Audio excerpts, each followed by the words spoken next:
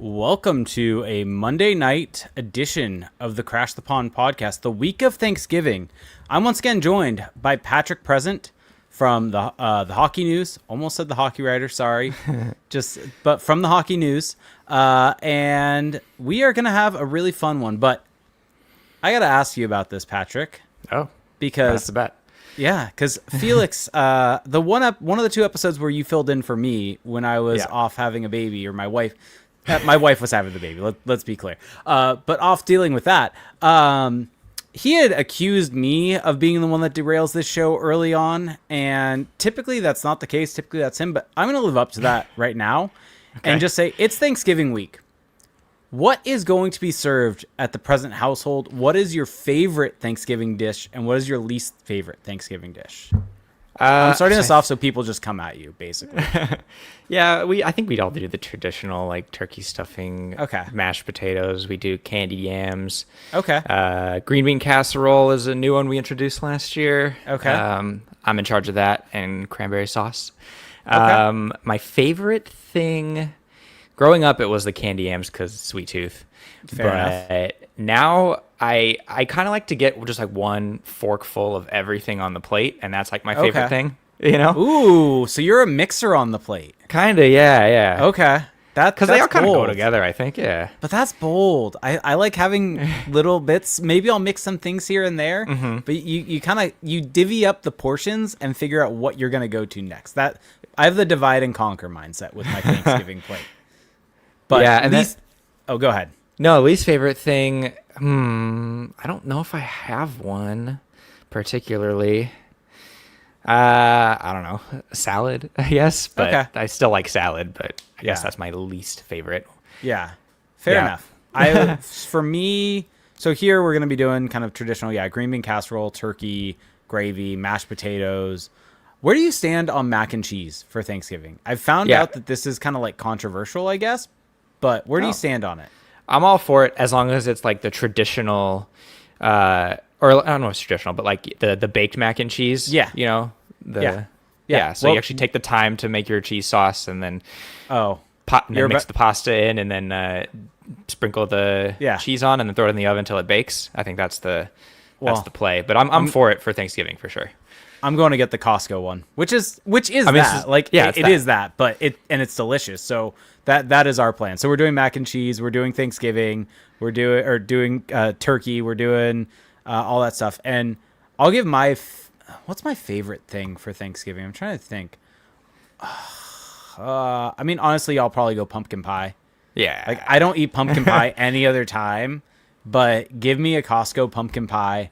I will take down an ungodly amount of that pie in one sitting, and unhealthy amount, but one night. And so least favorite, this may be controversial and I'm going to try to figure out why this year, but I don't like stuffing that much. I don't know why. I have no clue why. And now I'm challenging myself because having a newborn, we're keeping it low key and just doing an us four, our immediate family for Thanksgiving. So I am trying to make my own stuffing this year and seeing if I can figure out as I'm making it what I dislike about it and how to change it to make it so I'll like it. What about cornbread stuffing? I know that's like a big thing now. I don't know if I've ever had cornbread stuffing. Like, it's weird, but stuffing's... I think maybe it's because it's just like a mush of stuff. It never has like looked appetizing to me. And so it's never like the look is so off-putting to me that I can't really enjoy the taste. And so I feel like if I make it and I see what I'm putting into it, it's almost like the mental block might go away. Yeah, you want to see how the sausage is made, but this time hopefully it's like more appetizing when you see how the sausage is made. Exactly. What do you think of our good friend Connor, who's on here sometimes? He had an idea a year or two ago, and where he would just replace the turkey with like a tri-tip because he's not a fan of turkey. You're running into a problem with like my thing, which is mixing everything. But so I don't have an issue with adding in, but I think if you are doing Thanksgiving dinner, you have to have a turkey. Okay, so like have the tri-tip also. Correct. Okay, or a ham. Yeah. Well, yeah. So my in-laws will largely do, because one of my brother-in-laws does not like ham or does not like turkey, so they will always do a ham also and have both. Yeah. And so I have zero issues with multiple meats, but you have to have a turkey at Thanksgiving. I agree. I agree. All right. We're starting this podcast off agreeing, which is that was great. Good note. Yeah. All right. So, well on topic, but let's get into the hockey. That's what people are here to listen to. So, for everyone out there, the structure we're kind of going to go with, or actually, crap, I almost forgot to do this. So let's do this to start. Victory Plus is running their fun little $10 million streak where you can win some prizes if you pick the last goal scorer in every single game. And if you're able to get it multiple games in a row, you get a streak. If you get at least 2 in a row, you get prizes. And if you get one of those games wrong, if you miss a game, any type of that stuff, your streak starts over at 0. And so you cannot win the same prize twice either. But if you work your way up to, I think it's 10 in a row, you win $10 million. They are giving away some very, very high cash here. So it's free to you, free to join. Go to victory.com/streaks to check it out. But one of the things we're doing at the beginning of the show is looking back on who scored the last goals for the games of the past week, and then giving our predictions. So this past week, the last goal scorer against the Bruins was Ian Moore. The last Ducks goal scorer against the Senators was Mason McTavish, and the last goal scorer for the Ducks against Vegas was Cutter Gauthier. So none of us, myself, Felix, or Hugh, had any of those picked. And this, and looking back and putting it in my analytics article, putting out who kind of has scored those goals, has made me realize that I should just focus on certain players and really bet on it. So for this upcoming week, we've got the Canucks, the Kings, the Blackhawks, and the Blues. And the next podcast will probably be next Tuesday. So I'm going ahead and against the Canucks, picking Leo Carlsson. Felix is picking Ryan Strome. Who would you like, Patrick? Troy Terry, please. All right. I am taking against the LA Kings in the Black Friday game. I am taking Chris Kreider. Felix has taken Frank Vetrano. Who would you like? Troy Terry. Okay. This is a bold strategy for me. Oh, we are on the same wavelength here, because the Ducks then play Chicago. I think it's a Sunday game, the 30th. I am picking Troy Terry in that one. Felix is going with Jackson Lacombe. Who are you going with? Leo Carlsson in the Bedard v. Carlson Bowl. Oh, that's a good shout. And then the St. Louis Blues, I am going with Troy Terry. Felix has picked Chris Kreider. Who do you want? Jackson Lacombe. All right. So we will see how this goes. None of us got any of them right. This is extremely difficult. Yes. So, but it's free. I think that is the nice thing about this from Victory Plus, is they are giving you this way to win money. It's a fun thing to track. It's very difficult also, I will say. So go out and check it out. It's a good time. All right. Now let's jump into the game. So we're kind of, for the structure of the show, we're going to do a little bit of recap of every game, but kind of keep it high level.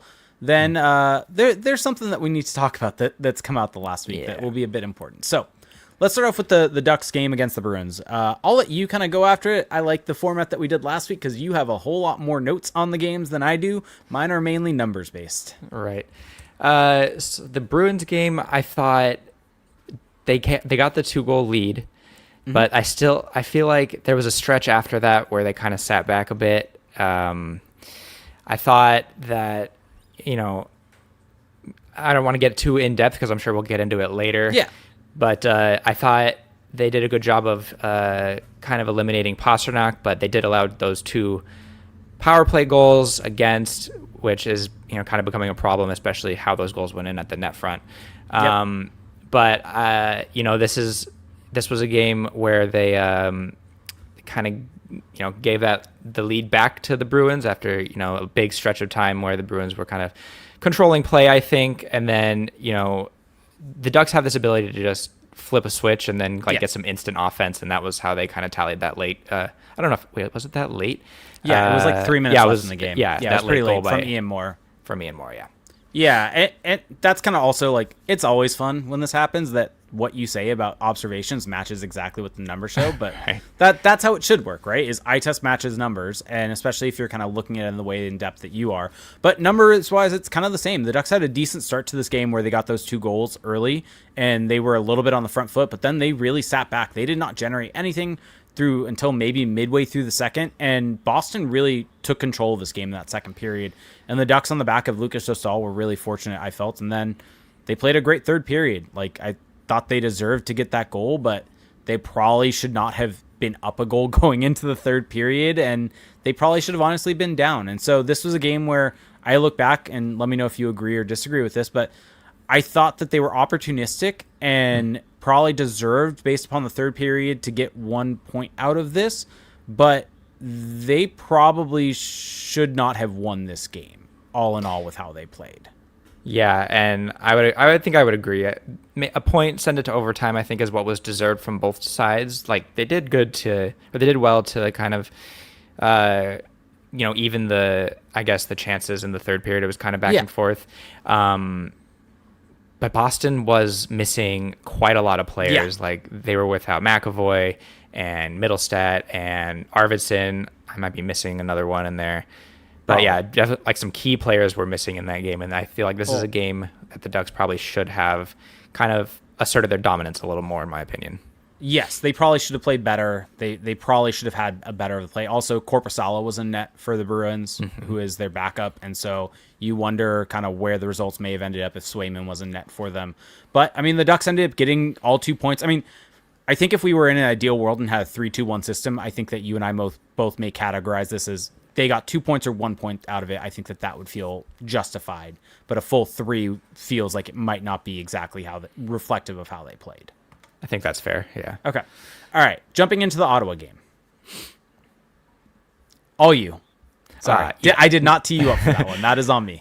So yeah, this one looked like a team that was playing on the second day of back-to-backs against a team that had 5 days of rest, because Ottawa, like, the first, maybe like half of the first period was kind of like super low event. I don't think the first shot on goal period was registered until like the 12 of 13 minute mark or something. The entire first period felt very low eventy, like felt just like nothing was really happening. No one was really generating anything. Yeah. And Ottawa, I thought they were super physical with the Ducks, especially like the Ducks blue liners and in the neutral zone and stuff. And they I think, I forget who we talked to after, maybe McTavish, who said that like they play a really stingy style, and they do. The Ducks had a really tough time getting to the front of the net, pucks or bodies, and even generating off the rush through the neutral zone. I think the Senators just had so much. They had so much energy, and they were just that was what they were using to kind of thwart the Ducks in that game. Yeah, I would agree. I think really this felt like one of the worst offensive games the Ducks have had this season, just from an overall cumulative perspective.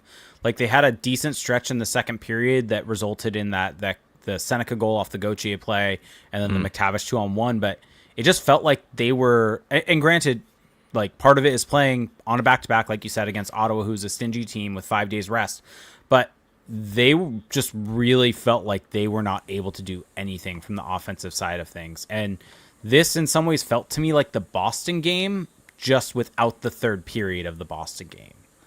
Like that is like exactly how I view it. I feel like they're very similar in the first 2 periods, where the Ducks were kind of getting it handed to them a little bit. And it's just in the third period, they weren't able to push in the same way that they were against Boston. And part of that might be on the back-to-back. Part of that might just be Ottawa being maybe a better team than Boston is. But these 2 games feel very similar to me in the overall setup of it. And kind of the Ducks not getting 2 points in this one is probably the right outcome at the end of the day with how they played. Like, this is a game that, if you play this game 8 times out of 10, you're going to probably lose, or play this game 10 times, you're probably going to lose 7 or 8 of them, honestly. Yeah, this is the game where you're right, they just weren't generating offense whatsoever. They were getting stymied. And Quenneville did the thing where he swapped the first top 2 line centers, which was... It's a great point. I mean, a really great mid-game adjustment. And right after he did that, each line got a goal on their first shift together. But that was like that was the entire offense for the game, right there in those two shifts. So that's wasn't so encouraging to see. Yeah, I think I'm trying to look. I didn't document it in the article I wrote today, but I think that little stretch in the second period that resulted in those 2 goals, I think they generated, like, from an XG perspective, like 0.6, 0.8 expected goals in that period. Yeah. And they generated 1.6 over the entirety of the game. Over half of their expected goals were just in that little, like, 3 to 4 minute stretch, which is, like, good that they have this, like, quick strike offense, but they don't. You can't rely on that necessarily. You have to have a more consistent offense to win in the league. Absolutely, yeah. But oh, go ahead. Oh, I was just saying, yeah, you need varied attacks if especially to this late in the season. Now the book is out, like we discussed last week. Yeah. Yep. But the mid game adjustment was a good one, and kind of this puts us right into the Vegas game nicely because those adjustments stayed together. And also of note, Pavel Mintyukov drew in for Ian Moore. So overall, kind of what do you think of this game? We can get into Mintyukov a bit more after we talk about the game as a whole, though. So from an entertainment perspective, this was one of the better games of the year. I thought that what we just talked about, how the Ducks couldn't find ways to generate offense, I think they really did a good job of varying their attacks against Vegas, where it was a nice blend of rush and cycle. And then if a rush failed, like we saw on the Lacombe goal, if the rush kind of broke down, they did a good job of recovering and then kind of finding a way to get a scoring chance off of like a mini cycle before the Knights could kind of set up in their defensive zone structure. So I think this was a nice kind of adjustment to that issue that we've been having about them only like becoming a little bit one-dimensional. Yeah, I thought that this was a game where they started generating more from the zone entry. Overall in the game, though, let me know if you disagree with this. I almost felt like this was like a building block game throughout the game. Like, I thought they weren't great in the first period. I thought Vegas looked like a bit of the better team. They got more of the chances. The Ducks really struggled, I think, after getting the game-tying goal in that first period. But in the second period, it was a bit back and forth, exactly like you said. Entertainment, great. And then I was really impressed with the third period because the Ducks, granted, it went to overtime and they ended up winning the game in overtime, but I thought they were the team that looked more poised to score the game winner in the last 10 minutes of this game. And I think if there's one really kind of good trend, removing the Ottawa game because back to get back, but I think that this team has found ways to really have good third periods. I feel like it's very rare that they look bad in a third period. And that's a really good sign. Now, granted, you need to play better in the first two still. Yeah. You can't only play a third period. But I think in this one, they played well enough through the first two periods to have a good third period. And potentially, I thought they could have deserved to get the game winner in the third with how they were playing. But yeah, and then 3-on-3 overtime. This was a fun overtime, I think, if you're a Ducks fan, just because they dominated the puck. Yeah, and they generated a lot of chances, too. I was going to say something, but... Let me ask you this. Well, let me ask you this while you kind of think that through. Right? Sometimes, as I'm saying stuff, it will probably be easier if things come back to you. But something that pops in my head with 3-on-3 with this, and it was almost like a Vietnam flashback in some ways, because people were wondering in Discord about, like, why is Vegas so poor at 3-on-3? Because they really seemed out of sorts in 3-on-3, whereas it's felt like the Ducks like have really thrived at 3-on-3. And I mean, it makes sense. Like, the Ducks are a rush-based team. Kind of makes sense with 4-on-4 also. You give them more ice time, more open ice. They're able to get out. Like, it's rush-based play, which is what the Ducks have done really well. But it almost feels like Vegas are in the same mold of like the late 2010 Ducks when 3-on-3 was first introduced. And it felt like the Ducks could never win a game in 3-on-3 because all they would do, I don't know if you remember this, but I feel like there was a game where when Connor McDavid was on the ice, all they did against him in 3-on-3 overtime was just hold the puck. Yeah. They didn't give it up. They didn't attack. They didn't do anything. They just kind of sat back and circled. Like, that felt like what the Ducks were just trying to do in 3-on-3, just because they didn't have the horses for necessarily being built for that. Yeah. And this almost gave me flashbacks to that, because I remember being like watching games as a fan then of just being like, this team is just not built for this. And they would play teams that were clearly worse than them. They would just beat them in 3-on-3 because they were just a more fast, more high-paced team. And that's kind of how this felt for the Ducks, is that they were just in 3-on-3 the better team. They are the team that's kind of more built for that type of play. I mean, yeah, if you look at it, like, Vegas has 6 OT losses. Yeah. Yeah. So yeah, definitely they're not, because I mean when you watch them, they aren't the speediest. The way they kind of attack is just to dominate possession, small areas, things like that, net front, and that kind of goes away in 3-on-3 when there's so much open ice. So it totally makes sense that, you know, they kind of struggle in that environment, and that and then on the flip side that the Ducks kind of thrive. And what I wanted to say that I forgot was that first of all, they need to put it together a full 60 minutes, one of the harder things to do in hockey. Yeah, but what they did in the Vegas game that they didn't do in the Ottawa game was kind of continue on that attack even when it was a tie game. It felt like in the Ottawa game they were kind of just hoping that it was going to, you know, just make its way to overtime, and then they would kind of get lucky there. They were kind of just sitting back, and, you know, that ultimately burned them. So, and I don't know if it obviously wasn't a conscious thing. Like they weren't just thinking, oh, let's just get this to overtime and, you know, get a point out of it. But maybe subconsciously it was kind of in the back of their heads, like, man, if we can escape this game where we're kind of getting, you know, dominated for lack of a better term, and just kind of get a point out of it, then that's a win. Yeah, I agree with that. I think that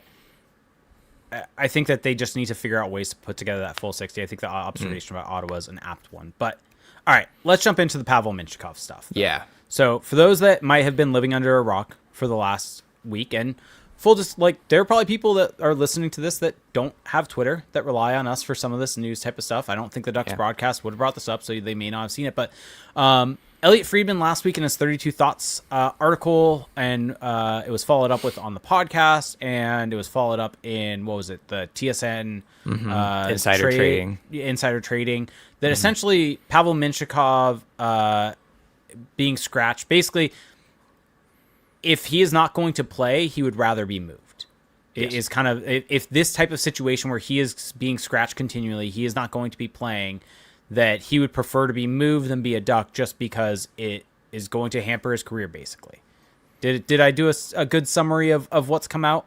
I mean, yeah, the quote from Friedman was exactly that. Like, if he's not going to play, he wants to be moved, which is totally understandable considering what he went through last year, where he was scratched like 14 times and had to go back and forth with Zellweger, and we've talked about it at length. Like, didn't want to make a mistake, so it kind of limited his upside. And I feel like you spoke about Vietnam flashbacks. I feel like this kind of triggered that for Mintyukov here, where he's like, "Oh, here we go again" meme.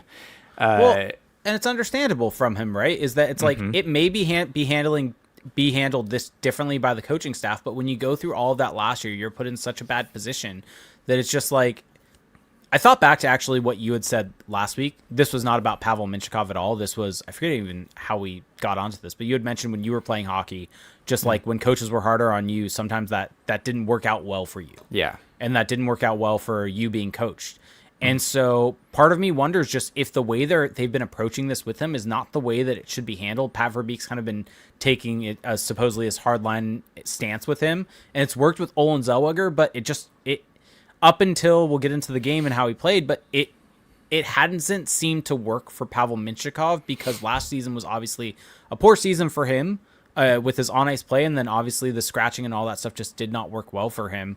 And then this season, he has not played up to the standards that he probably should have, and quite frankly, is the seventh defenseman from a play perspective, right? Like, I think that you could maybe argue a little bit between him and Helleson of who should be in and who should be out from how they've all played, but he is in that conversation for being scratched right now, right?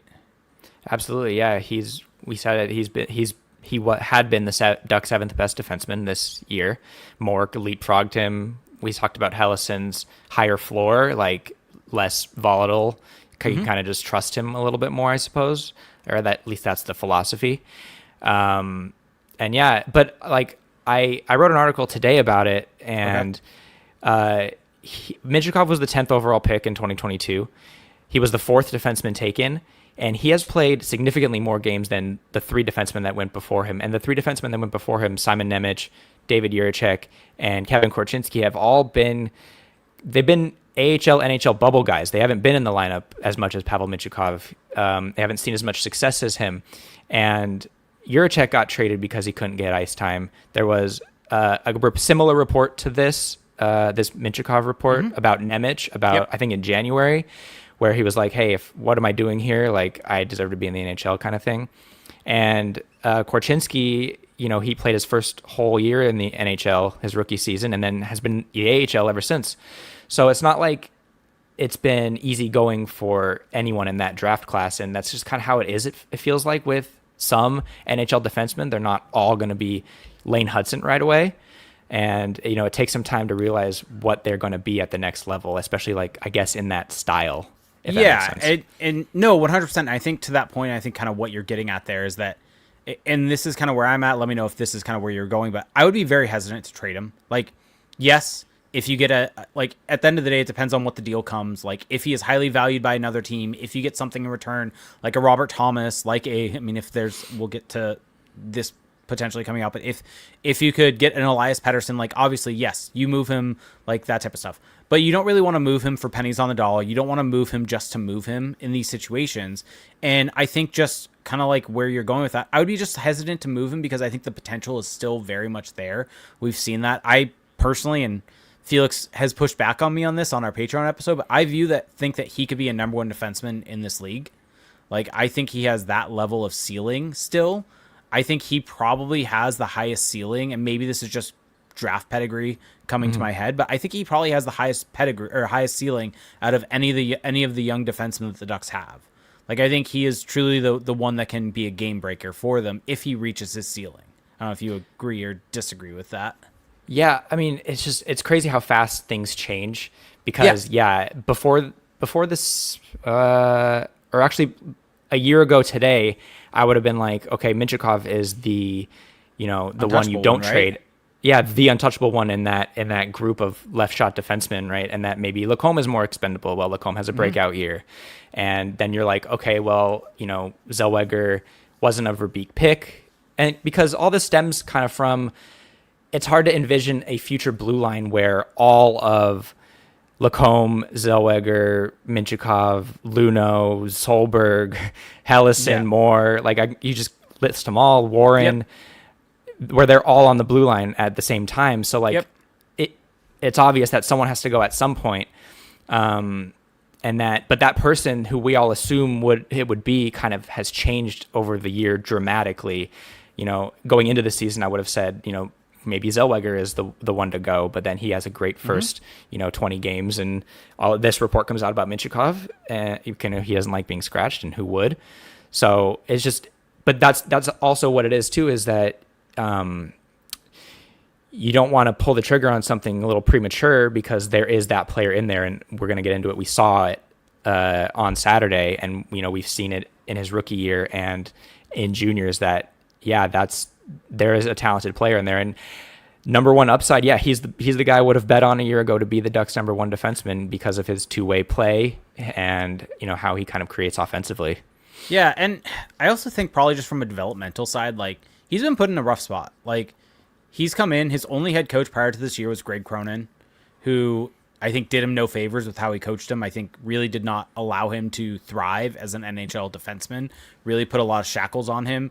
And as much as I think Quenneville has been good for a lot of the young players, not everyone is going to instantly get better. There's been a lot of jumps from a lot of the young players, but it still has only been 17, 18 games for Pavel Mintyukov. Like, there's still plenty of time for him to make that jump and become better.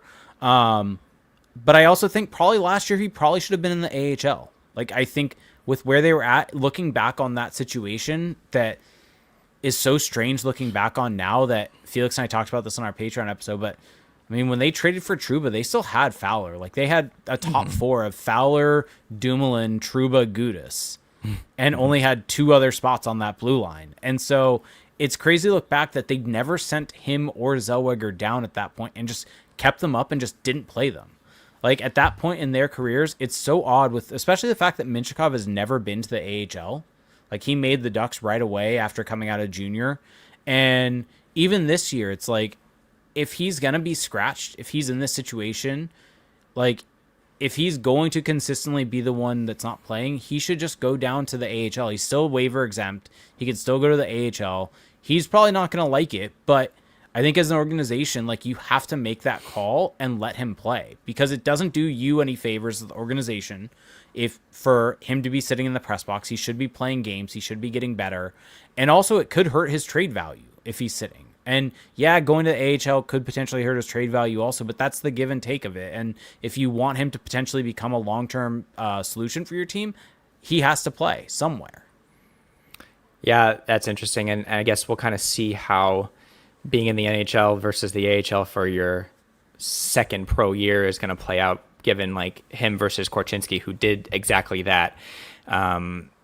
Because like it would have been tough either way to send him or Zellweger to the AHL last year, considering that how good Pavel Mintyukov was in 23-24 and how good Zellweger was in the AHL. Like, you're kind of like in, you know, you think to yourself, what good would it do down there to be down there? But, you know, looking at it in hindsight, it kind of does make sense maybe to have done that.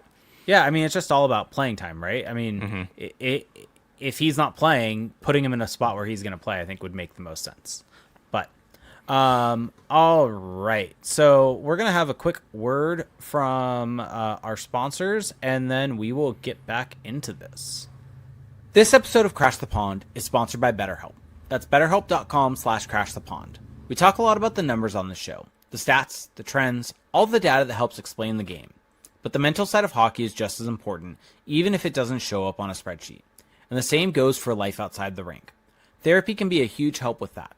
When I went through a rough stretch in my own life, talking to therapists helped me see things differently and learn better ways to cope. It's a space where you can work through stress or tough emotions, gain perspective, and start building healthier habits. And it's not just for people in crisis. Therapy is really a tool for personal growth and self-understanding. BetterHelp makes getting started easy. It's an online platform that connects you with a licensed therapist and includes tools like journaling and daily group sessions. Just fill out a short questionnaire and get matched in as little as a couple of days. And if the first therapist isn't the right fit, you can switch anytime. With over 7,000 reviews and a 4.5 rating on Trustpilot, BetterHelp is a platform people trust. Plus, BetterHelp accepts HSA and FSA cards, so you can use your benefits before they expire. If you're thinking about therapy, go to betterhelp.com/crashthepond or choose Crash the Pond during signup to get 10% off your first month. That's betterhelp.com/crashthepond, because taking care of your mental game matters everywhere, not just on the ice.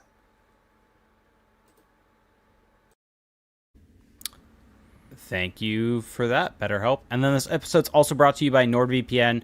Go check out nordvpn.com/CTP.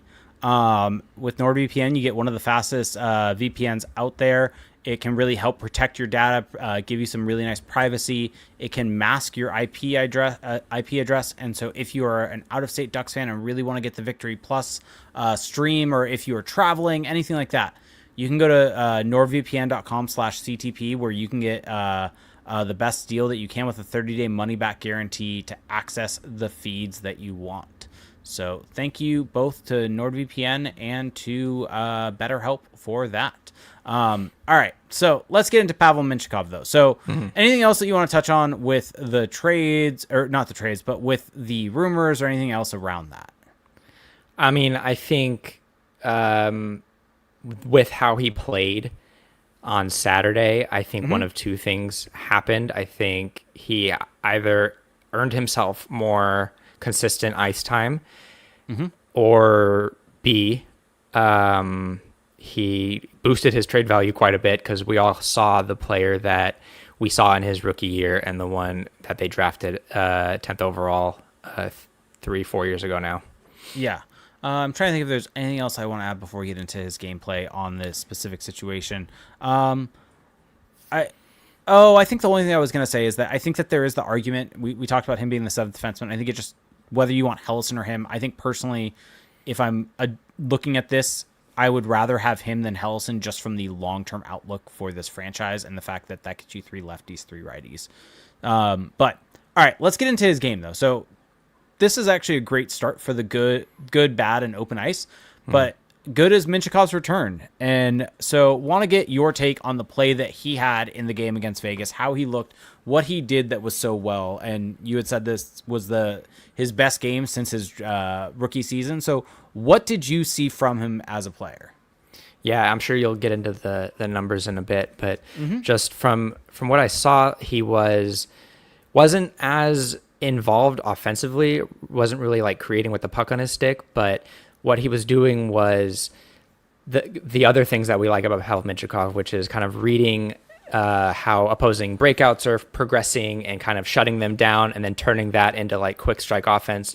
His breakout game, which had been his kind of the thorn in his side this season, where he was kind of slow to get to pucks or getting pushed off of them on retrievals. Not in this game. He was like evading F1 like it was nothing. And,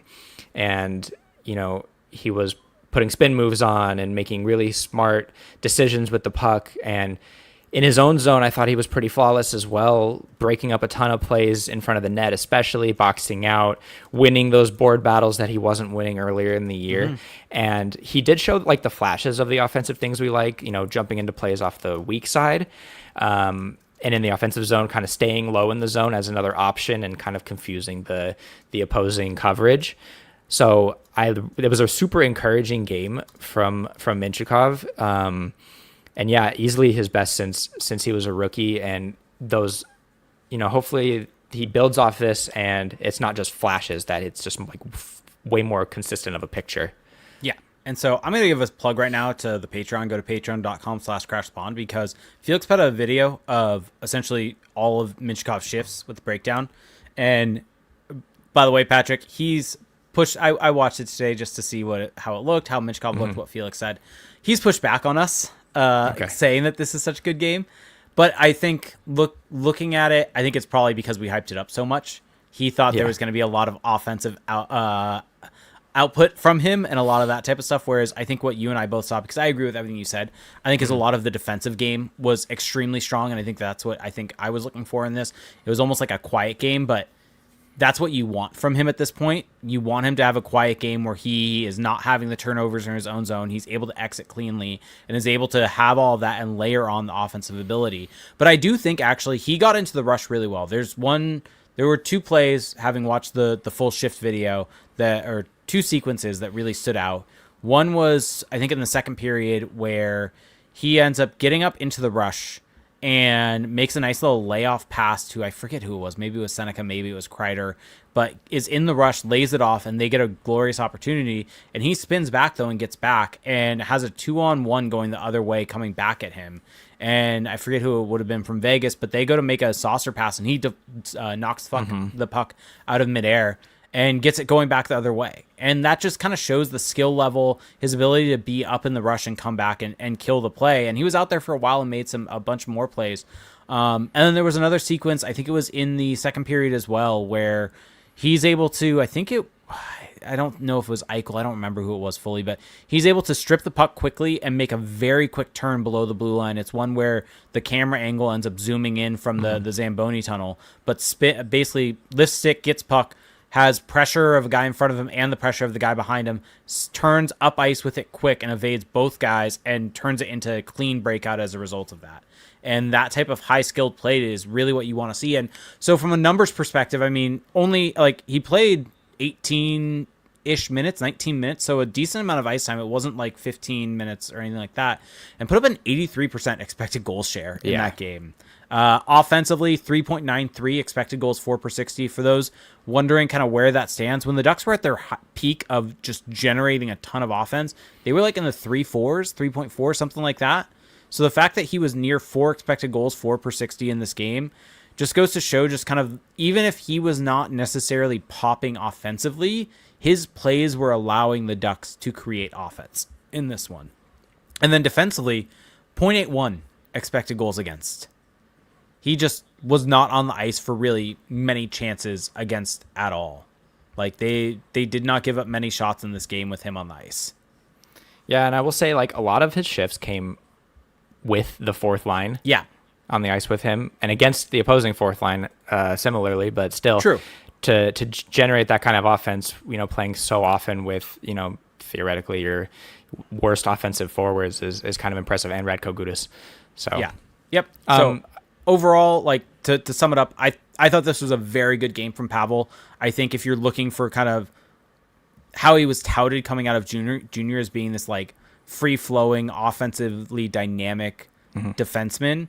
I think you may be disappointed by this game, but I think this was a very professional game where I think if he becomes the ceiling of what he is, this is his B game, and that is a very good B game. Yeah, and admittedly, I look at things through a very defensive lens. Yeah.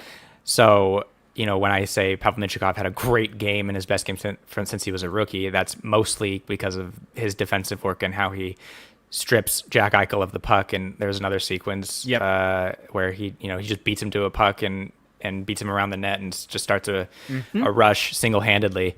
Makes a really nice play to dish it off with back pressure also. Exactly. So yeah, that's where that is. But I want to also mention, like, we talked to Quenneville about it a little bit in morning skate, and he was basically kind of hand wavy about it, essentially saying like, this is the NHL.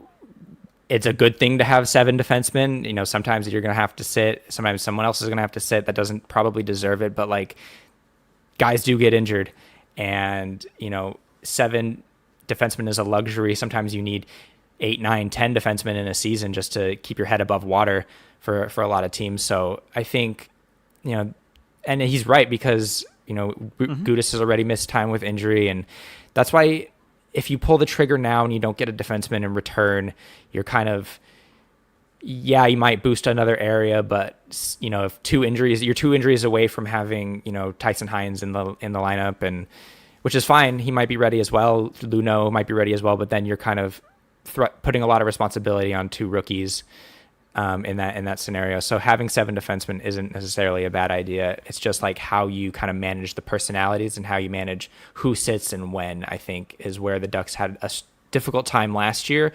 And it seems like the messaging and the approach from this coaching staff, at least I hope so, based on the game we just saw from Mintyukov, is, they're coming at it from a different way.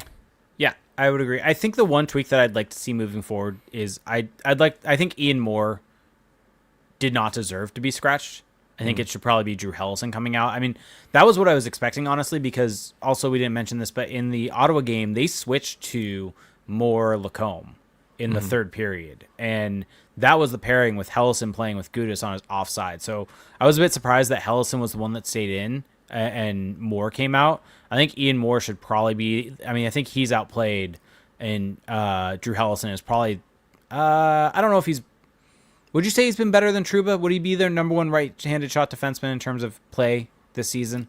I don't think so. I think that's still Trouba right now, but they late in the Vegas game, they did make another switch where they put Trouba up with Lacombe, and they had Hellison down with Zellweger towards the end of the game to kind of seal it there. So, but before the last game, I thought Hellison was really good. It's just, it's a tough situation to be in, to have to scratch one of those guys. Right now, I would say Hellison might be on the scratch block, but and that's, again, the benefit of it is that you can kind of hit the reset button with some of those guys, and because they're all very young players and they're very early on in their NHL careers. Mintyukov has the most experience out of any of them, by a lot. Do you think? Let me phrase it. Actually, here's an interesting way to phrase it to your question for you on this. Do you think there's a big drop off in terms of the roster if you were to play? Let's just say Mintyukov removing this game and just simply looking at how he played prior, taking out Drew Hellison, taking out Ian Moore, and playing Pavel Mintyukov instead of them. And the reasoning for that is essentially the draft profile of him and wanting to make sure that he gets his looks for his development's sake. You are playing the worst player out of the 3, but is there a drop off, I guess? Do you get what I'm kind of getting at? Drop off to Mintyukov from Hellison? So yeah, with how, like, we would agree that kind of for the most part, Mintyukov's been the 7th defenseman in terms of quality of play.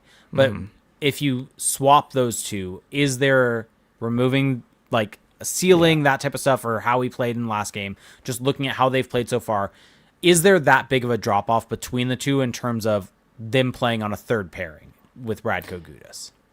No, I don't think so. I think it's pretty even.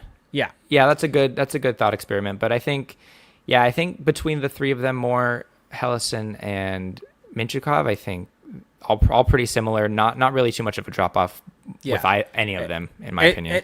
And so the reason for getting to all that is that if this is your 10th overall pick, this is a player that either should have a lot of trade value or a player that you may view like as being a number one defenseman for your franchise. You really want him to get it going, learn how it's going. I think, honestly, the look is, unless he is playing himself into being unplayable, which I don't think he has, I think he should be in the lineup over these guys. And some people may say that that's giving in to a young player's will and the agent and all type of stuff, but I think it's just a long-term outlook that doesn't necessarily hurt your team right now either. Yeah, and these guys, again, are all so young that, a week ago I would have said Hellison is far superior, but now it's more even. So it changes that fast, and I wouldn't mind a rotation of, if a guy isn't playing well, sit him a game, So I wouldn't mind a rotation, but I get what you're saying from a long-term perspective. This is Pat Verbeek's first ever draft pick as a general manager in the NHL. So, theoretically there's a lot invested into this guy. So I think you want to put him in the best situation to succeed, which is right now giving him playing time and seeing if he can build on this. And if he doesn't, then we reevaluate. Yep. Agreed. All right, let's move on. That was a good little chat about Mintyukov and the whole situation. I thought so. So I would also say, you don't want to pull the trigger right now unless the return is just, it's a Godfather offer. It's too good to refuse, right? Yeah. I mean, you just have to look at what helps your team the most now. Well, not just now, but long term. Like, you don't want to trade him, for instance, for like Steven Stamkos. Right. Like, you need to have it be a player in his prime. If it's a Robert Thomas, if it's an Elias Pettersson, if it's something like that, you obviously do it, but you got to be cautious a bit with it. But correct. All right. Want me to go through my good? I don't know if you were able to put together a list of good and bad and open ice. I've got some good bads, open ices. All right. But yeah, you can go first. We'll kind of keep this a little quick on these, but good. I think the best line for the Ducks this week, the Ryan Strome line. That line, just from the numbers perspective, is the only line, like removing Pavel Mintyukov because he only played one game. Those three are the only players with an above 50% expected goal share this past week for the Ducks. And I thought, eye test wise, they also looked really good. I feel like they are a line that have really worked together. I think Alex Killorn has worked well with Strome and Vetrano. Most people have not loved Strome and Vetrano as a pairing together, but I think Alex Killorn has really worked well with them, and I think that the way they play is very different than the rush-based style of the top six, so I think it's a nice varied look for this team, and I think that they have thrived on being probably the best in-zone line for this Ducks. I would agree that they've been underratedly good. We talked about, like, last year we were like, oh, if this line is a third line, then you're gravy. If it's your first line, then you're in trouble. And it was basically their first line last year. It was Strome, Vetrano, and Terry. So now that they're settled into like that third line position where there's not so much pressure, where they might be facing a little bit easier matchups on the road. Quenneville doesn't really match up forwards at home, but it's able to, and like you said, give the Ducks a little varied look where they're more possession based, and they haven't made a ton of mistakes in their own zone. So yeah, that's been a good line. Yeah. All right. You want to hit one of your goods? Yeah. Touched on it a little bit earlier, but their cycle offense, giving a little more varied look. They're able to kind of push teams back with their speed, especially now with the Carlson, Seneca, Gauthier line. They're able to push teams back and then kind of let the play develop and get quick strike offense off of that, even when the rush doesn't work out. So they created more of that varied look that we were looking for a week ago. Yep. I'm going with goaltending. Goaltending has once again just been a very strong point strong thing for the Ducks. Lucas Ostal continues having a great season. Maybe against Vegas, not as great as he's been, but still held them in that game at various points in time as Vegas was pressing. And I thought Peter Mrazek looked very, very good against Ottawa. I think if he had a lesser performance, it would have been an out-of-hand type of game. I thought he made some stellar saves. Also had some things go his way with Dylan Cousins missing an open net and skying it. But still, I thought he was very, very, very good in that game. Yep, I would agree. And then another one I had, the line shuffling. I loved. Good point. I loved I just talked about the Seneca, Gauthier, Carlson line, but that new second line of McTavish, Terry, and Kreider, it just makes sense because, you know, Kreider and McTavish can kind of do the things that they do, which is like that small area stuff. Mm-hmm. And then Troy Terry, it just frees up so much room for Troy Terry to do what he does best, which is like operate in space and thrive off the space that those guys give. And then obviously, you know, he does shoot a lot, so get pucks to the net where Kreider always is. So from a stylistic perspective, I like what the adjustment has done to the top six. Yeah, I agree with that. I think also just kind of zooming back a little bit on it, like it makes a lot of sense. Like Leo Carl, like Beckett, Seneca, Cutter, Gauthier, like have really thrived on the rush situations. Hell, I mean, against what was that? Against Ottawa was the game where they scored off that. Gauthier came in, bobbled it a bit, but eventually found the puck, gave it to Seneca. Like that's kind of where it feels like they've scored it. That felt a lot like a goal that was the exact opposite of Seneca to Gauthier in Detroit, where Seneca fumbles it and somehow makes its way to Gauthier. And you look at Leo Carlson, and he's been at his best when he's able to get ahead of steam and get out into the neutral zone. And the issue that's, I think, been happening for him is that teams have been able to key in on him and really focus on him and stop him from getting out into the rush. And they're providing back pressure, all this stuff, and really focusing on him. So I think by giving him other guys that can also get out into the rush similarly, I think that opens him up and maybe gives him different looks to be able to come into the zone without being the puck carrier, but get it later and come in and find his chance. Whereas I think Mason McTavish, I think he's good on the rush, but I almost feel like he's at his best when he has the puck and has pressure on him. Mm-hmm. And he's just very difficult to knock off the puck when he's playing well. And Troy Terry is just so smart with the puck that he can kind of play really well in whatever style. And then Kreider doesn't have the foot speed anymore. And so I think an in-zone style where he gets to go in front of the net and really do what he does, that resulted in the Zellweger goal against Vegas, where he gets front net and Zellweger finds a corner. So I think that those lines are structured where it feels like they could find more sustainable offense because they're not going to all be rush-oriented now. It's going to be varied between the two. Yeah. And then my last good I have was kind of building off that. We talked about how Leo has other teams are matching their top centers against him. He's having a tougher time on those connecting breakouts where the puck goes D to winger to center. I think they've locked that winger to center pass, like they've taken that away. Opponents have. So, but what the Ducks have done that I noticed in the Vegas game, I believe, was they've kind of adjusted their own breakout strategy where instead of going from D to wing to center, they're going D to wing, and the wing is kind of holding it for a second and evaluating a little longer to see if Carlson is covered. And then if he is covered, which he has been, or if McTavish, whoever is covered, they've been regrouping back to their own defenseman or taking a step toward the goal line and then hitting the far side defenseman to kind of give a new look and kind of open up more ice and obviously keep the puck a little longer instead of trying to force a 5-foot pass to a center that kind of isn't there, and then or they have to resort to chipping or getting the pucks out of the zone without possession. So I think that was a nice little adjustment on the breakout that I saw that I liked. Nice. Yeah. So the other two goods I have, we kind of talked about already, so I'll just mention them really quickly. Timely goal scoring, like I think playing well in the third period is kind of more so what I'm getting at there, having good play when in those stretches, and then 3-on-3. Kind of touched on both those already, though. So any other goods for you before we get into the bad? I didn't write any down, no. All right, the bad. So talked about this briefly in the praise of the Strome line, but no D pair or line were above 50% expected goal share in this stretch.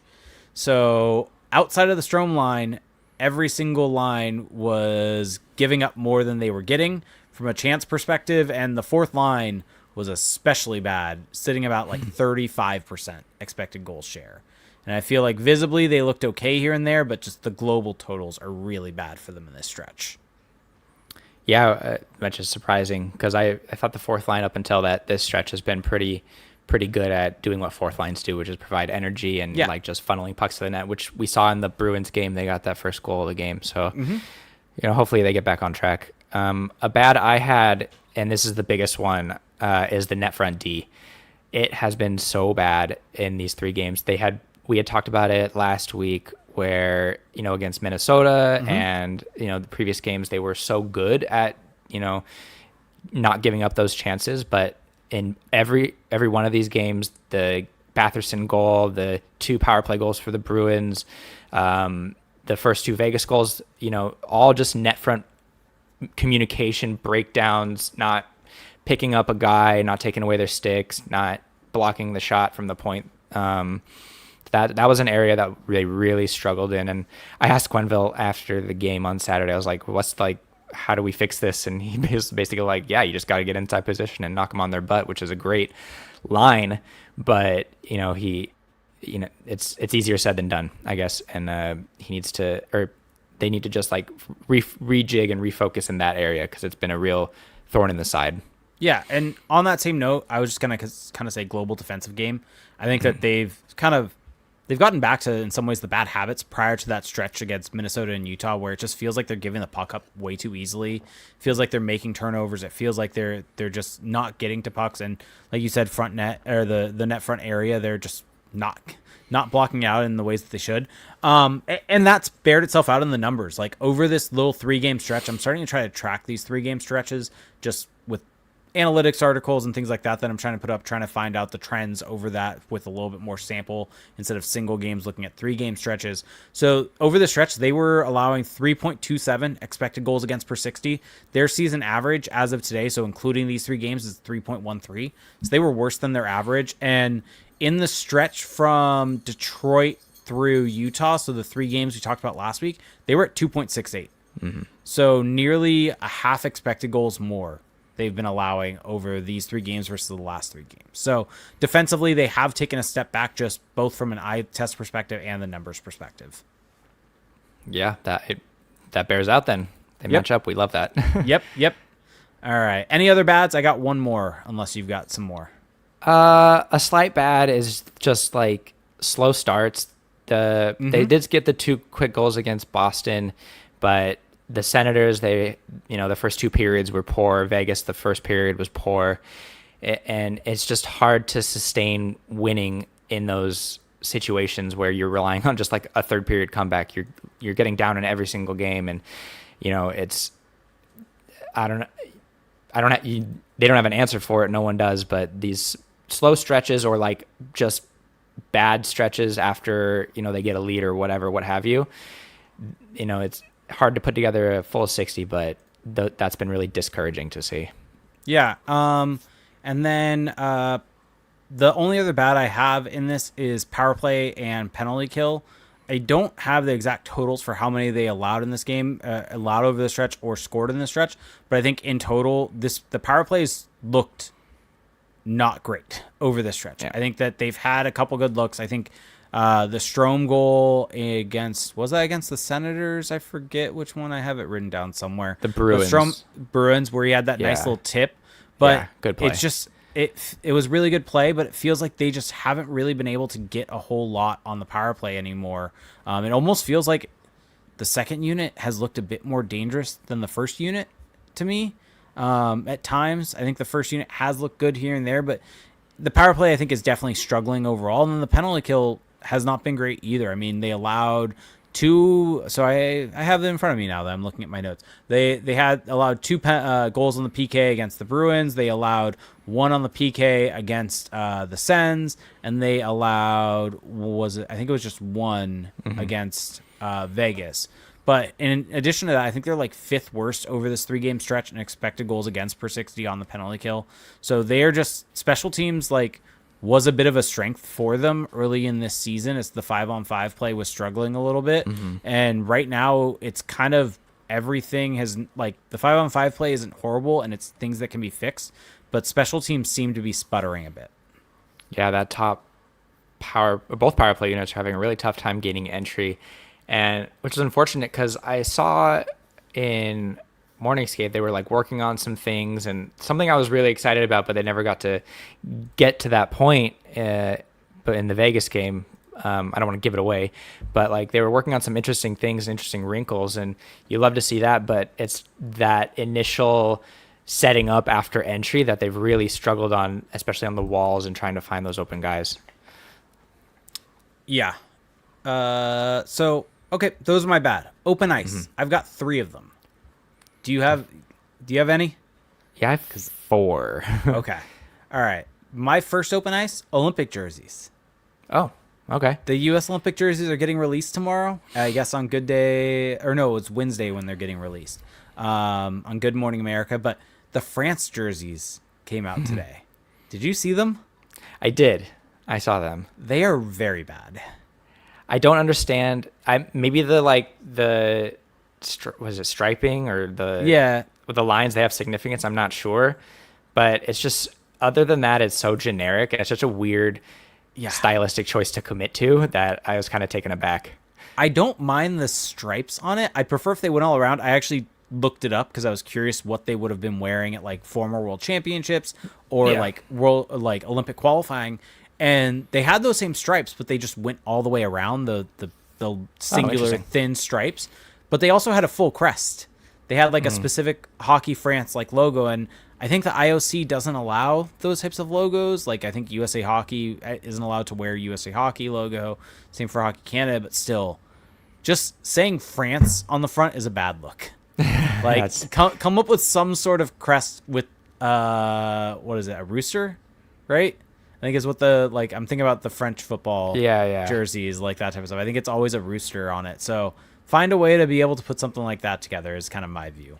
So, all right, hit me with one of yours. So one that Dostal's puck handling. I have very much enjoyed that kind of wrinkle and addition to his game. I know he's always been a good puck handler. He scored an empty net goal in San Diego. But the way he is kind of managing situations with it now in the NHL, it's kind of like having a third defenseman back there where he's like stopping rims and then like starting breakouts by himself almost behind the net. And then he'll understand when opposing teams are changing and try to like send a 100-foot saucer pass into the neutral zone to start a breakout while teams are scrambling to get back on the ice. And I think that's just such a...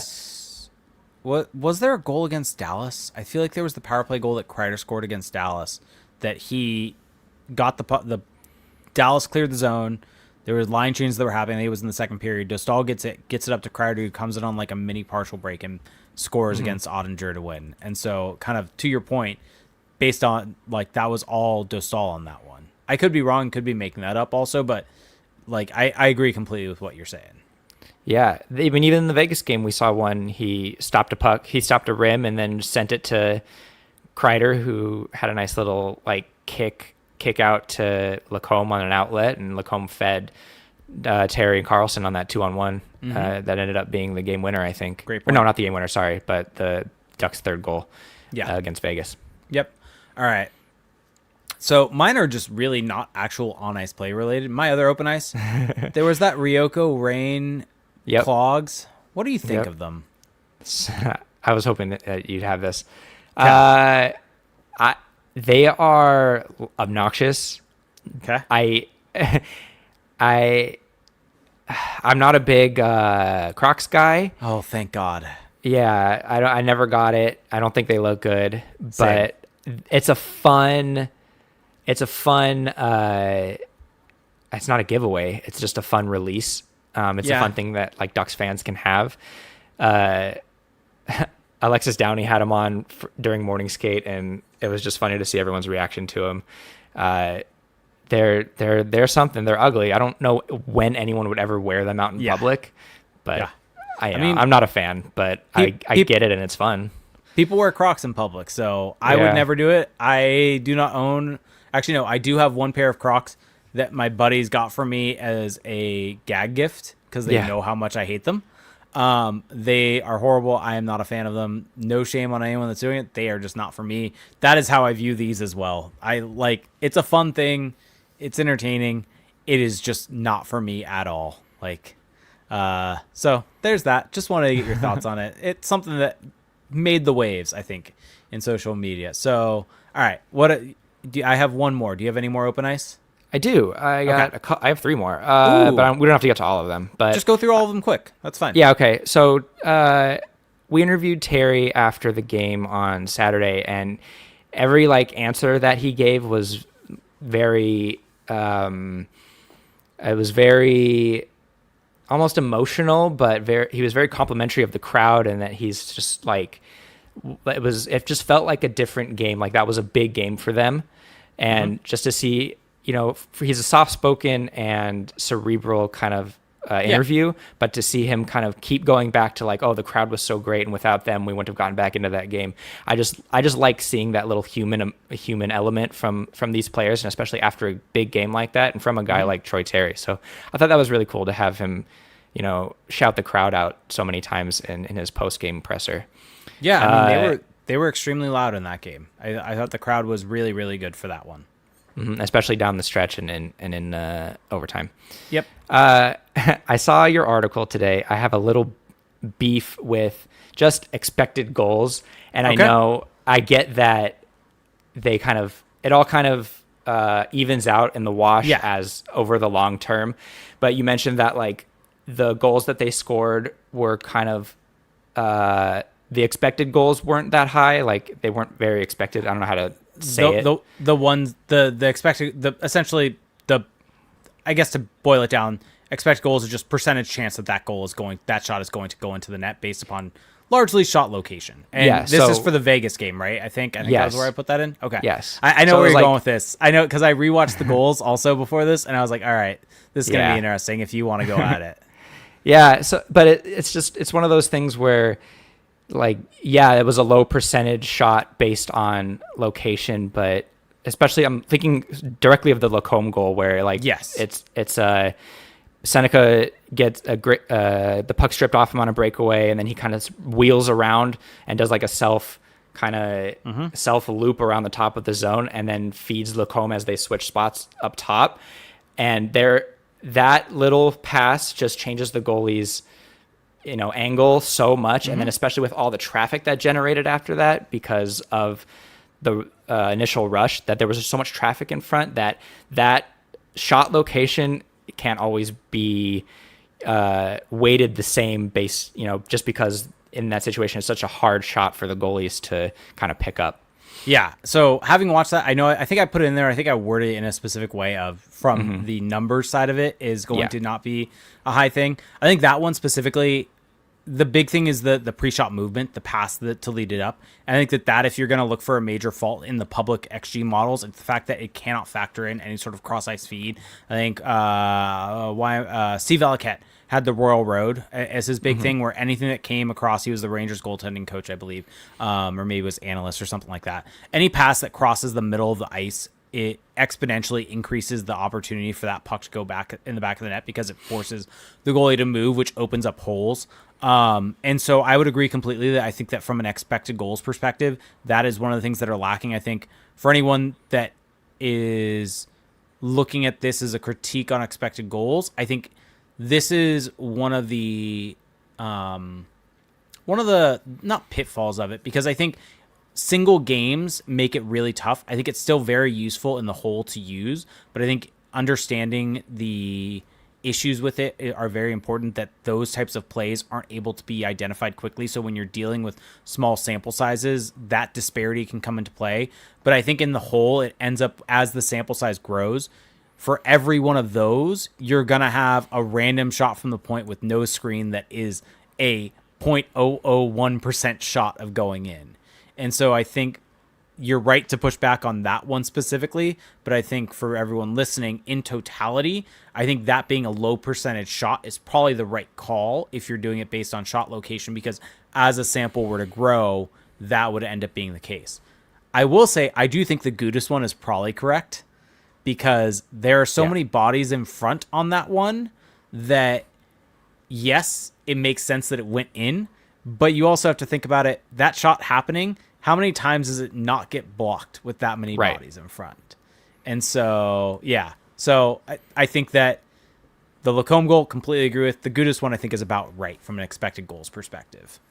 The Zellweger one, too, a little bit, because Terry kind of it wasn't a pass, but he kind of just skates the puck from one end to the, or one east-west from one side to the other. Well, and you have a screen on that one. Kreider makes it really hard for Schmid to see the puck, and so that really opens it up for that goal. The Gudas goal. Okay, I'm confusing the Gudas goal I'm confusing the Ottawa game with Vegas. You're right with the Gudas goal. That goal also probably one where you can't factor in the screen, but also like there aren't that many screens like that in those situations always from those shots. And so I think probably both those goals, you probably should have a higher expected goal margin if you were able to factor in everything that was happening. But in totality, I think they're probably correct. Yeah, and that's I use expected goals in my writing and stuff. It's a very valuable tool. Yeah.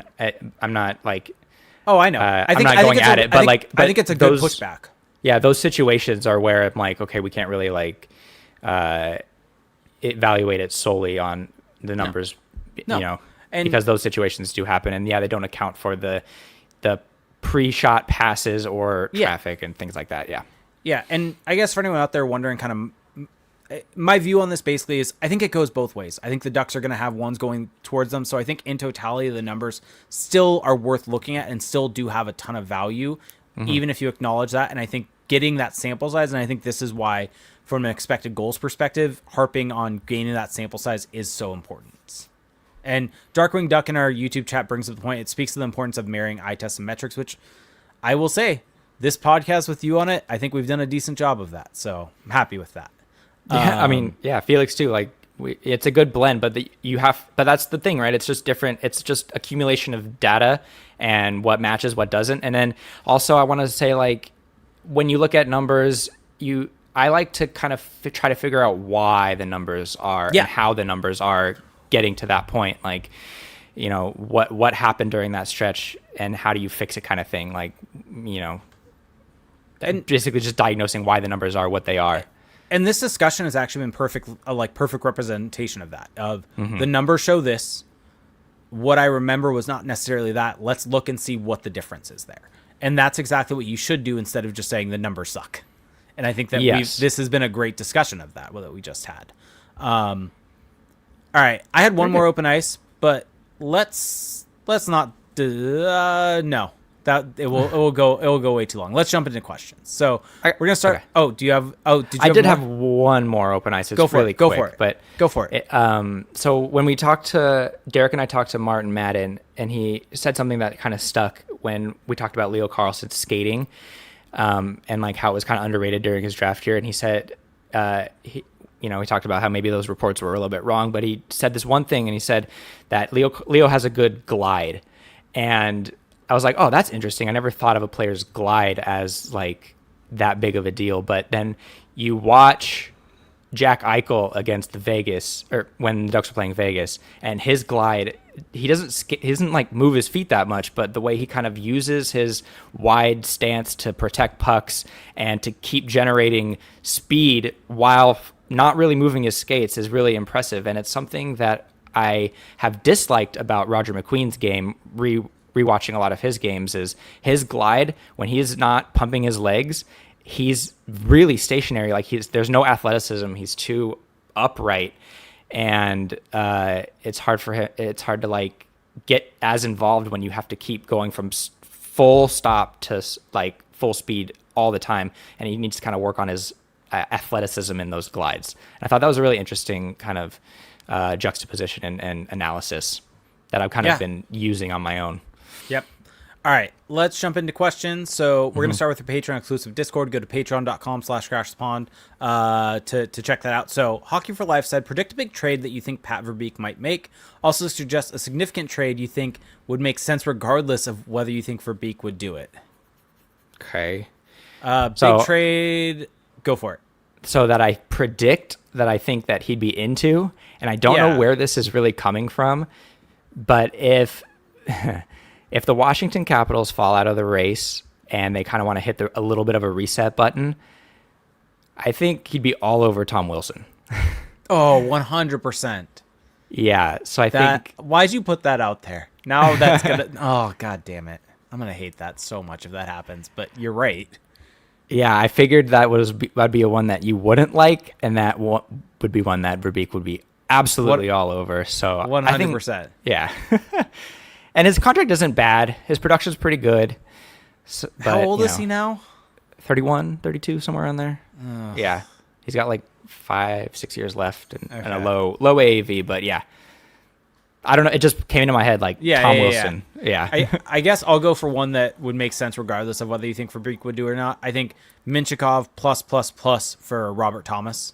I know we talked about Mintyukov, but like Robert Thomas, like, I mean, hell, Felix and I talked about this on the Patreon episode. I would probably do Mintyukov plus McQueen for Robert Thomas or Mintyukov plus McTavish for Robert Thomas. Like, you're essentially making Robert Thomas your 2C behind Leo Carlsson, and then McTavish or McQueen, whichever one it is, becomes the 3C long term. Like, Robert Thomas is so good. And I think 27 years old, prime years, like, you're getting that, letting him become the savvy vet as this team starts contending. Like, that is one that would make so much sense. And for St. Louis, they're getting young players that will help them in the future. One that I would do is Andrei Svechnikov if he is ever on the block again, because I think he had a similar situation to Mintyukov where he was getting fourth line minutes and wasn't really happy. And I came out after the fact, after he was promoted to the first line again, that, you know, he was kind of unhappy with that and was willing to seek out a trade if possible. I don't know if I'm wording that properly, but basically he's not on the block right now, but if he ever were to be again, that's a guy that you target that would fit in perfectly in the Ducks top six. And you know, I have a theory about like an emotional support countryman.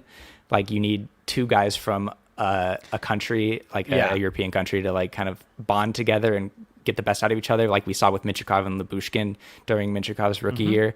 And to get a Svechnikov to kind of hang out with Mintyukov can kind of maybe get the best out of each other, and they can have their own little click. Yeah, that's a great point. Free Me from Pat Verbeek says $110 for the Ducks clogs, worth it? Question mark. Not for either of us, I would assume, right?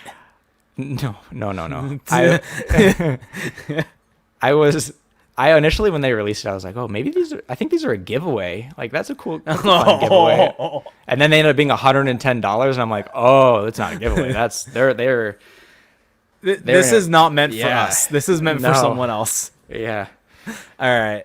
Lewis asked, and this is my open ice anyway, so it worked out well. Sounds like the Canucks are listening in on offers for the veterans. Would you want Elias Pettersson, and what do you think it would take to get him? Pettersson is so... I don't know if he's like inconsistent or if he was injured. I know he's having a decent year this year. He again has no trade or a no move or both. But yes, I'd be all over getting him.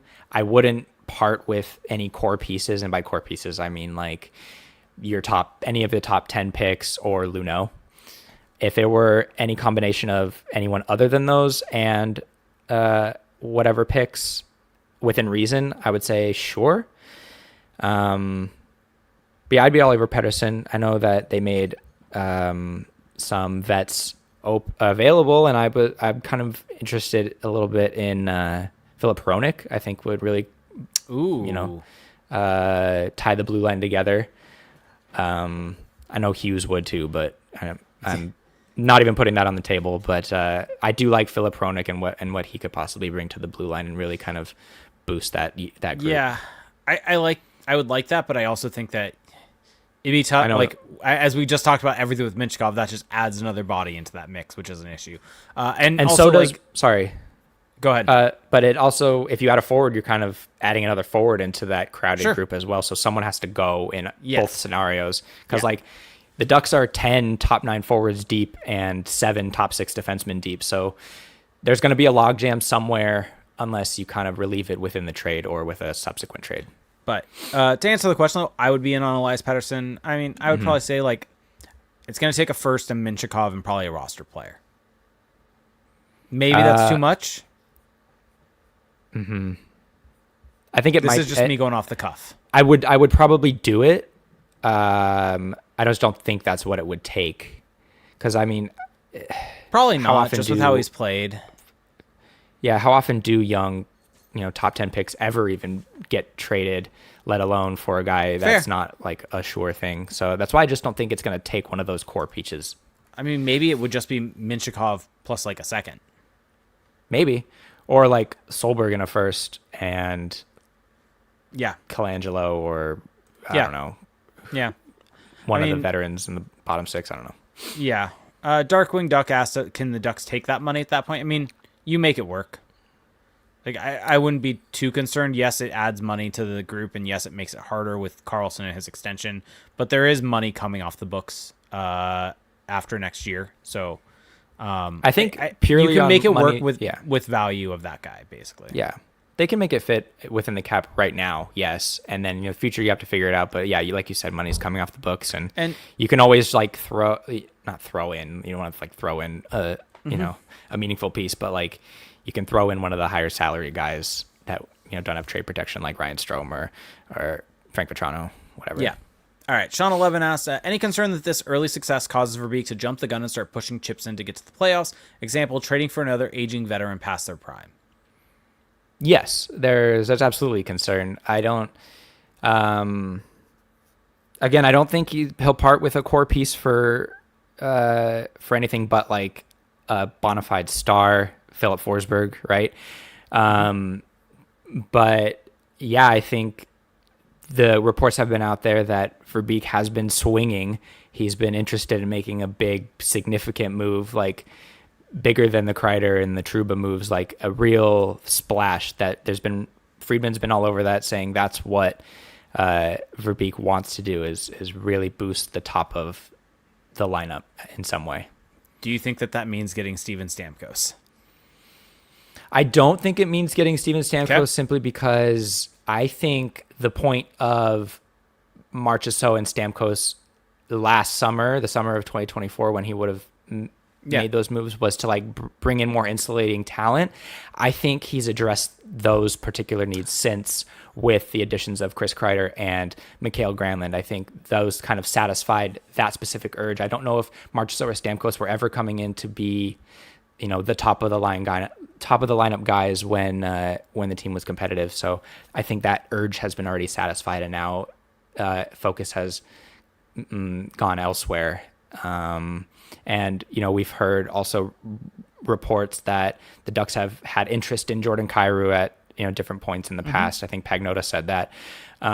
So I think that is the more of the aim at this point.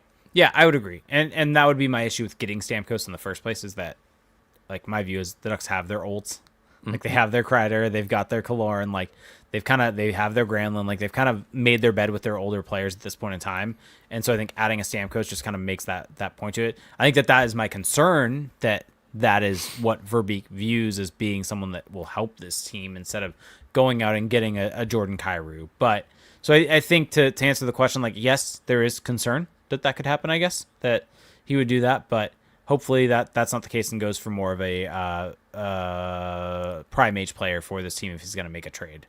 Yeah, and I think if it is one of those past their prime vets, I think it's going to be a big time player who, has shown that he can produce in later years, like Artemi Panarin. You know what I mean? Fair. Yeah. Hammock asks, Seneca makes elite skillful plays at times, then turns the puck over easily during other times. Are there multiple turnovers a byproduct of him taking a risk and make those elite plays? Can he get to a point of making the skillful plays but not turning over the puck so much?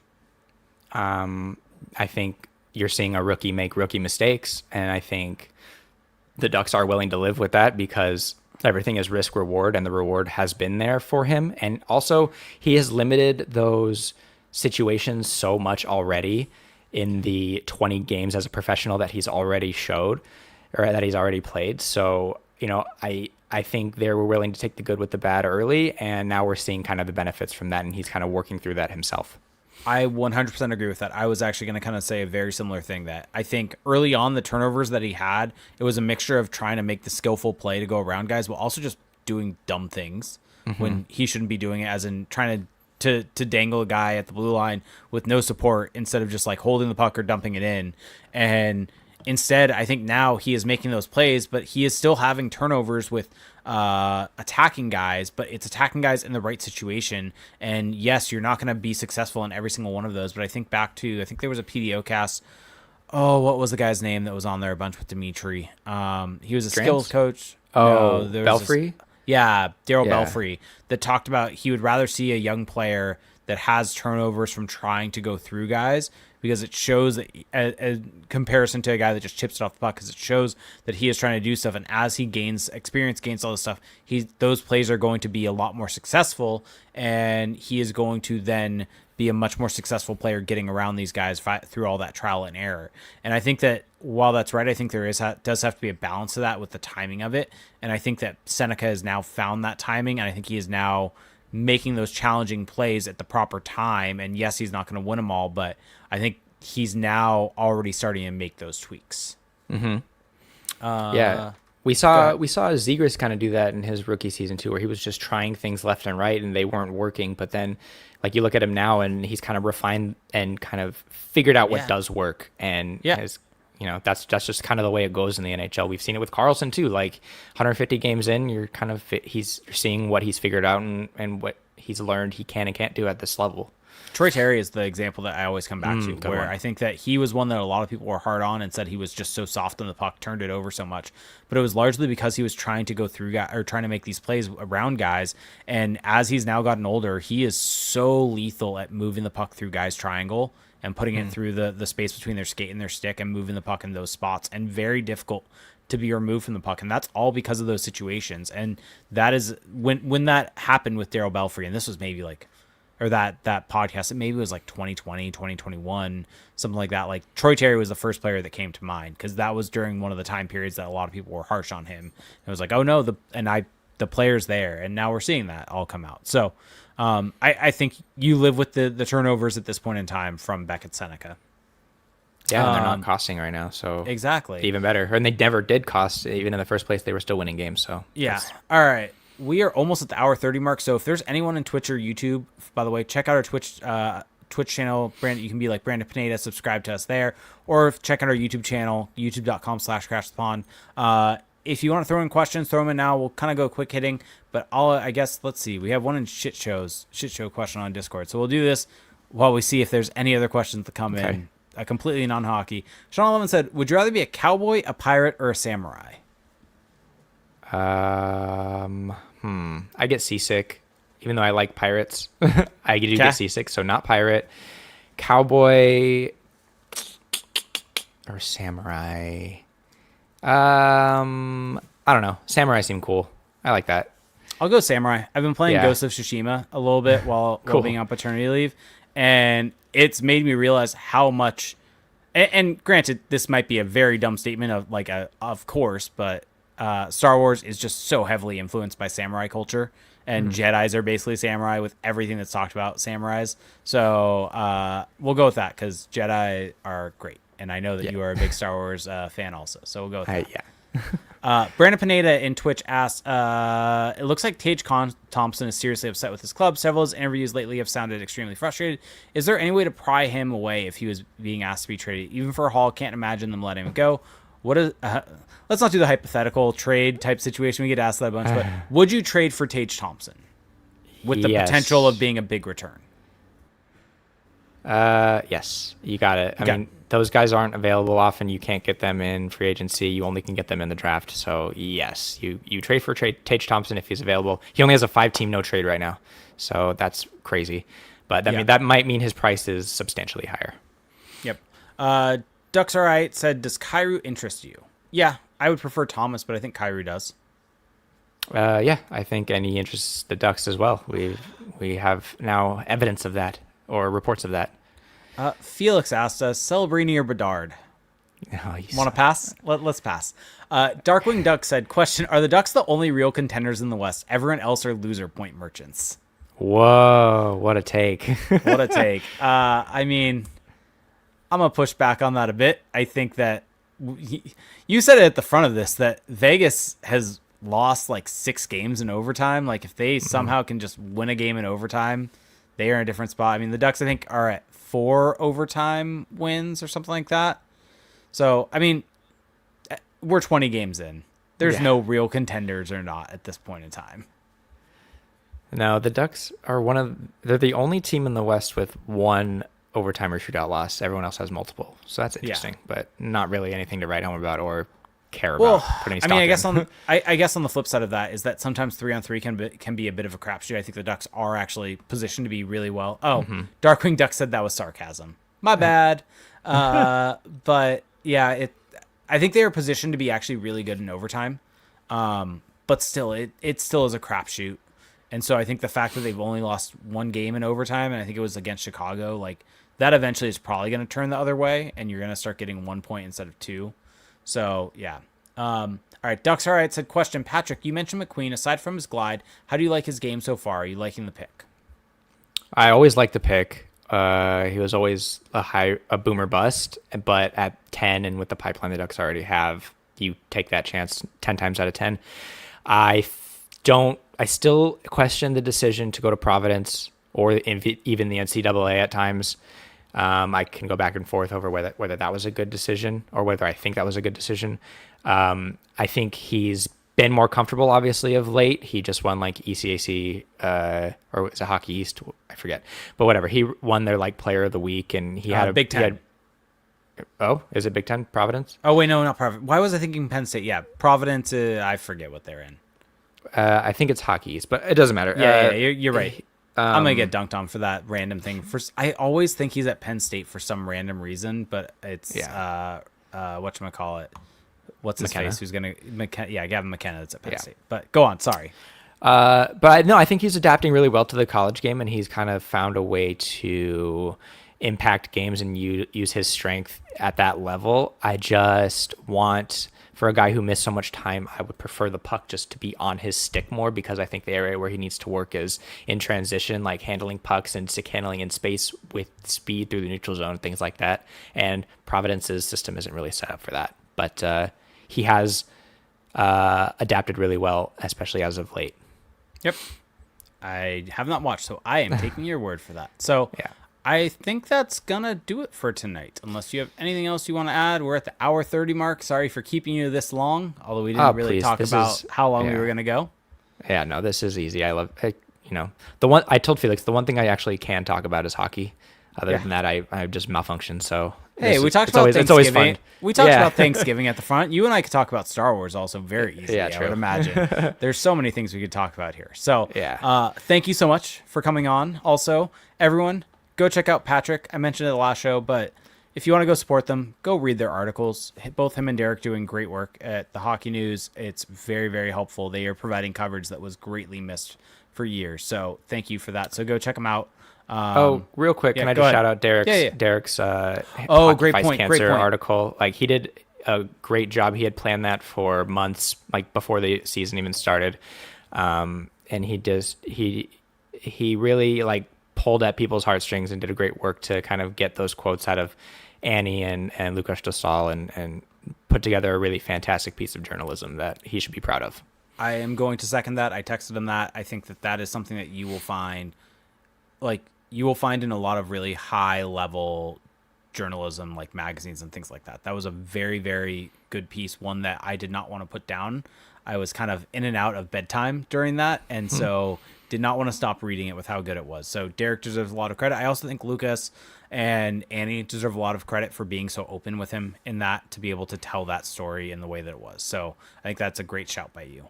So yeah, go check them out, the Hockey News, for that type of stuff, for Patrick's game breakdowns, everything along those lines. You can check us out, though, also at crashthepond.com, where I have my weekly analytics breakdown articles. You can check us out at patreon.com/crashthepond. Felix is putting up his videos. He did one on Pavel Mintyukov. He is still on the Patreon episodes. He is now claiming that these episodes on the Patreon are revenge episodes for him. AKA, he now has to listen to us, and then he writes down all of his takes, or just remembers and stews on them, on the things he disagrees with you and I on, and then just comes at me for all of it on those episodes. So that was fun this past weekend, so go check that out. So the Revenge of Sicard is happening on the Patreon, as he can't pay attention to games, so he doesn't, and this podcast is a very big time commitment. So yeah, go check that out. What else? Twitter. Go to Patrick's on Twitter at PatrickCPresent. Go check me out at RainDeerGames91. Go check out Crash the Pond. Go check out Victory Plus. Check out BetterHelp. Check out NordVPN. Check out everyone. So with all of that being said, everyone, Please have a happy and healthy Thanksgiving. Enjoy the Ducks games this week, and we will talk to you next time. Thank you.